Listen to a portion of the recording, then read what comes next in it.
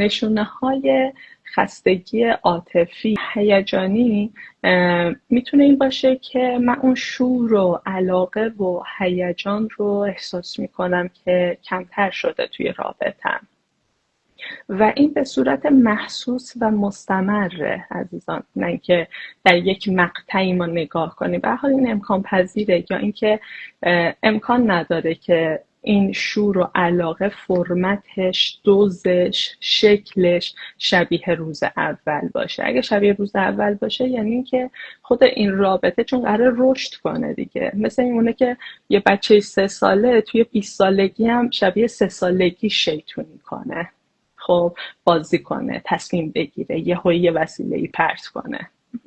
بچه هم رشد کرده، رابطه هم رشد میکنه و در این سیر ما میتونیم اون رو پیش ببریم. درسته دیگر نشونه ها در قسمت هیجانی میتونه احساس بی‌تفاوتی باشه، یعنی من میبینم که طرف مقابلم توی دردسریه یا توی موضوعیه یا اومده منو سورپرایز کنه خیلی با یه چیز بسیار مثبت و باحال، ولی در من هیچ اتفاقی نمیفته یا من کاملا احساس بی‌تفاوتی میکنم توی رابطه. جای دیگه اتفاقا توی محل کارم مثلا رفیقم میاد میگه که پول کم آوردم، واسش ناراحت میشم، یا یه کسی بقیه همکارا واسم تولد میگیرن تو محل کار، بسیار خوشحال میشم و سورپرایز میشم و این رو تجربه میکنم. پس به بقیه موقعیت ها ترمیم پیدا نمیکنه، توی رابطه فقط دارم زیستش میکنم این حال و هوا رو. پس چه مثبت چه منفی من احساس بی‌تفاوتی یا تهی بودن میکنم. تحریک پذیری زیاد در برابر مسائل کوچیک، واقعا میبینی که متناسب نیست اون واکنشی که من دارم نشون میدم و عملا یک ریاکشنه، نه اینکه یک پاسخی باشه که مبتنی بر تفکر باشه.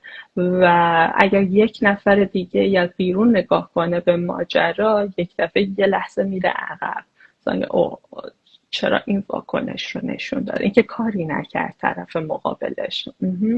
اینها میتونه نشونه باشه، یعنی اینکه اینقدر دوباره اون ظرف پره با یک قطره‌ای که چکیده میشه ما مواجه میشیم با سرریز شدن مقدار زیادی از آب که توی اون ظرفه، در صورتی که بله هم ما داریم یک قطره رو میبینیم، اسمش یک قطره است، ولی ظرفی که اون آب خالی میشه ازش بیش از یک قطره است و متناسب نیستش.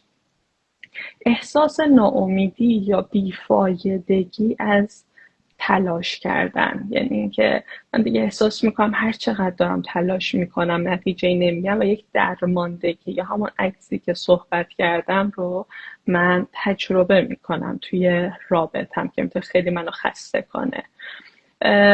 و احساس خشم خاموش از طرف مقابلم، یعنی کاملا منفعلانه خشمم رو نشون میدم. یک دفعه چه میدونم کاری رو که قبلا انجام میدادم دیگه الان انجام نمیدم. یاد یه دفعه فیلم آتش بس افتادم که تیکش بود، فکر میکنم که قرار بود مهناز افشار محمد رضا گلزار رو بیدار کنه، واسه صبح قرار داشتش و روی کاغذ نوشت و گذاشت کنار تخت و هم بیدار کرده بود هم بیدار نکرده بود در اصل. و به حال اگر از فاز کمدیش رد بشیم یک خشم منفعلانه یه دیگه، یعنی من هم عصبانی هم از دست تو و هم این که بله و همین که نمیام تو دلت واسه اینکه اون جنگ رو داشته باشیم و اون پرخاشگری رو پیش ببریم، خیلی منفعلانه پیش میبرمش. و یکی دیگه از نشونه ها تو دسته رو عوض کنیم میریم تو نشونه های رفتاری برای خستگی عاطفی توی رابطه. میبینیم که گفتگو کاهش پیدا کرده و تماس چشمی بسیار کاهش پیدا کرده، یعنی اینکه این دو نفر دیگه دارن با هم دیگه صحبت میکنن اصلا شبیه قبل با هم دیگه آی کانتکت برقرار نمیکنن. تماس بدنی به شدت کاهش پیدا کرده، یعنی ناخودآگاه این کشیده شدن رو ما توی بدن این دو نفر میبینیم. حتی موقع که احساس کنن دارن توی یه خونه دارن زندگی میکنن، دارن هم که نزدیک میشن، اون یکی به یه بهونه یک فراری اتفاق میفته، فقط واسه این که حتی یک تماس تصادفی اتفاق نیفته. یعنی کاملا یک دیوار شیشه‌ای نامرئی رو ما بین این دو نفر احساس میکنیم. و یکی دیگر نشونه های رفتاری اینه که ترجیح تنهایی بر همراهی. یعنی میبینیم که آروم آروم اون فرد اگر که پیشنهاد راه رفتن دو نفره است، یه کاری میکنه که نه من خودم تنها میرم، باید زودتر این کار رو بکنم، اون کار رو انجام بدم، بالاخره یک بهونه میاره.